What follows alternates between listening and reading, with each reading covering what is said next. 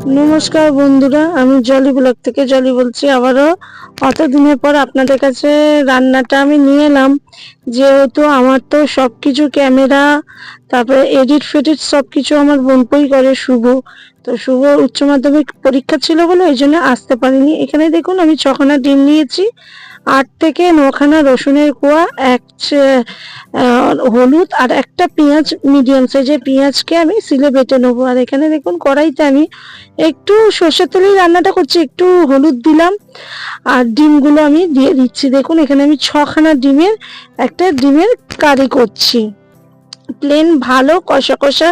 যেহেতু রেস্টুরেন্ট মানে কোনো ধাবায় গেলে যে এমনি একটা ডিম কারি নিলে পাওয়া যায়, সেরকমই আমি এটা করেছি। তো সেটাই আপনাদের কাছে আমি তুলে ধরলাম। দেখুন এখানে কড়াইতে ডিম ভাজা কড়াইতে আমি এখানে মিডিয়াম সাইজের 2খানা পেঁয়াজ আর একটা টমেটোর দানা বের করে আমি সব সময় খাই, যেহেতু আমাদের বাড়িতে কোলেস্ট্রল আছে আমার দিদির, সেই কারণে।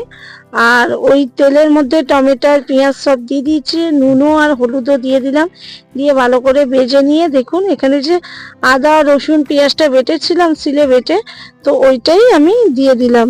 আর এর মধ্যে আমি এবারে একটু লঙ্কা গুঁড়ো দিয়ে দেবো। দেখুন হাফ হাফ চামচ লঙ্কা গুঁড়ো দিয়ে দিলাম। ব্যাস এইটা দিয়েই ভালো করে কষবো।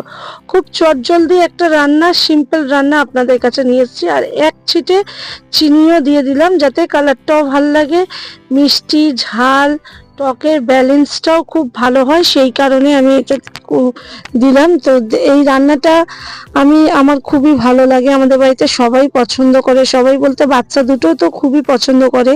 এই ডিম কারি দিয়ে রুটি বা ভাত চটজলদি আমরা এটা দিয়েই খাই। তো যেহেতু এই কটা দিন আমি ভিডিও করতে পারলাম না বন্ধুরা, তো দেখুন এখানে আমি জলও দিয়ে দিলাম, অল্পই জল দিলাম, মশলা দেওয়ার জলটা আগে দিয়ে দিলাম, দেওয়ার পর এখানে অল্প করে জল দেবো, দিয়ে ডিমগুলোকে ছেড়ে দেবো।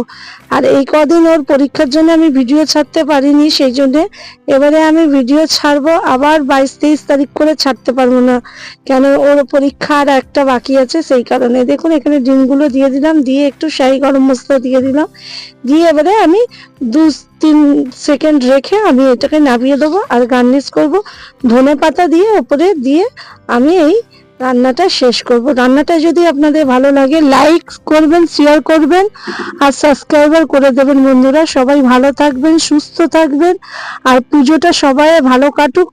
এরকম রান্না, সিম্পল রান্না পুজোর সময় খুবই ভালো হয়। তো আপনারাও বাড়িতে বানাবেন, খেয়ে বলবেন। নমস্কার।